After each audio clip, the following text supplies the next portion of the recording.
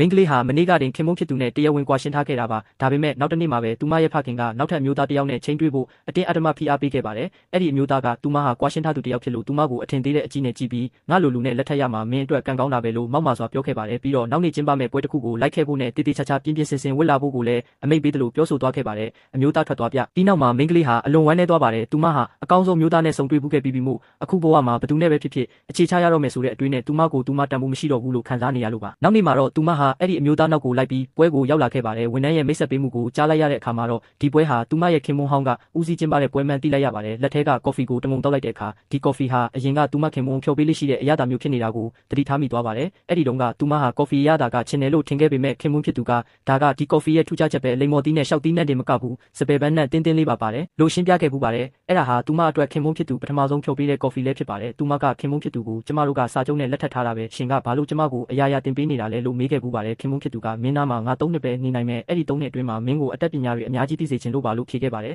အခုမှသာခင်မုန်းဖြစ်သူဟာသူမကိုအမြဲတမ်းကာကွယ်ပေးခဲ့မှန်းသူမနားလည်သွားပါတော့တယ်အဲ့ဒီချိန်မှာပဲပွဲရဲ့အိမ်ရှင်ဖြစ်သူစင်ပေါ်မှာပေါ်လာပါတယ်ရင်းနှီးနေတဲ့ထိုမျက်နှာကိုမြင်လိုက်ရတော့မိန်းကလေးမှာအံ့ဩသွားရပါတယ်ခင်မုန်းဟောင်းရဲ့ဘေးမှာရှောက်လာတဲ့အမျိုးသမီးကိုကြည့်ပြီးဒါဟာသူတကယ်လက်ထပ်ချင်ခဲ့တဲ့သူပဲအခုတော့သူဖြစ်ချင်တာတွေပြည့်သွားပြီပေါ်လို့တွေးပြီးချက်ချင်းဆိုသလိုနောင်တတွေရလာပါတယ်အဲ့ဒီအချိန်မှာသူမနဲ့အတူပါလာတဲ့အမျိုးသားကဝိုင်းကွက်ကိုကင်ပြီးခင်မုန်းဟောင်းစီတွားရောက်မိတ်ဆက်ပါတယ်ခင်မုန်းဟောင်းရဲ့ရီးစားကဒါကကျမရဲ့မွေးနေ့ပွဲပါရှင်ကကျမကြောက်ရောက်လာတာမဟုတ်ပုံပဲနော်လို့ပြောတဲ့အခါအမျိုးသားကချက်ချင်းတောင်းပန်ပြီးမိန်းကလေးကိုအတင်းဆွဲခေါ်ကာဒါကကျွန်တော်ရဲ့စစ်ဆက်ထားသူပါလို့ခင်မုန်းဟောင်းကိုမိတ်ဆက်ပေးလိုက်ပါတယ်ခင်မုန်းဟောင်းကိုမြင်လိုက်ရတဲ့အခါမိန်းကလေးဟာမတိစိတ်ကနေခေါင်းငုံထားမိပါတယ်ခင်မုန်းဟောင်းကဒီမိန်းကလေးကမင်းရဲ့စစ်ဆက်ထားသူဟုတ်လားလို့မေးတဲ့အခါမိန်းကလေးကရှင်းပြဖို့ကြိုးစားပေမဲ့ဘေးကအမျိုးသားရဲ့အပြစ်တင်ခြင်းကိုခံလိုက်ရပါတယ်အဲ့ဒီနောက်မှာမိန်းကလေးဟာဘိုက်ထဲကတခုခုဖြစ်တယ်လို့ခံစားလိုက်ရလို့အိမ်သာသွားမယ်ဆိုပြီးထွက်လာခဲ့ပါတယ်ခင်မွန်းဟောင်းကသူမဘာဖြစ်တယ်ဆိုတာတစ်ချက်ကြည့်ုံနဲ့တိလိုက်ပြီးသူ့လက်ထောက်ကိုအမျိုးသမီးလာစဉ်သုံးပစ္စည်း sanitary napkin တထုပ်သွားဝယ်ခိုင်းလိုက်ပါတယ်မိန်းကလေးဟာအိမ်သာထဲမှာဓမ္မတာလာနေမှန်းတိလိုက်ရပြီးအကူညီမဲ့စွာနဲ့သူမနဲ့ပါလာတဲ့အမျိုးသားကိုဖုံးဆက်ပါတယ်ဒါပေမဲ့အဲ့ဒီအမျိုးသားကစိတ်ရှုပ်ထွေးစွာနဲ့ဖုံးကိုချက်ချင်းချပစ်လိုက်ပါတယ်ဘာလို့ရမှန်းမသိဖြစ်နေတဲ့အချိန်မှာပဲခင်မွန်းဟောင်းကရုတ်တရက်ရောက်လာပြီးသူ့ရဲ့ကုတ်အင်ဂျီကိုသူမကိုခြုံပေးလိုက်ပါတယ်ပြီးတော့ဓမ္မတာလာနေချိန်မှာ